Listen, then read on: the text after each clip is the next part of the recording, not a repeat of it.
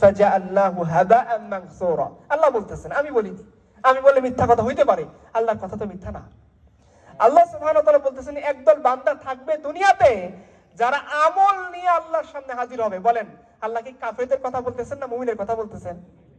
আমল নিয়ে যাবে, আমল তো মুমিনরাই নিয়ে যাবে, কাফেরদের তো কোনো আমল নাই, সাথে মরে গেছে, সব দুনিয়াতে শেষ হয়ে গেছে। বাট মুমিনরা কিয়ামত দিন আল্লাহর সামনে আমল নিয়ে হাজির হবে। আল্লাহ এরকম একদল মানুষের ব্যাপারে বলতেছেন, তারা দুনিয়াতে বিশাল বড় বড় আমল নিয়ে আল্লাহর সামনে হাজির হবে। আল্লাহ বলতেছেন, ফাজআলনাহু হাবাআন মানসুরা, আমি তাদের সমস্ত আমলকে ধুলাই পরিণত করে দেব। কাদের কথা বলা হচ্ছে? আমলদার লোকের কথা বলা হচ্ছে।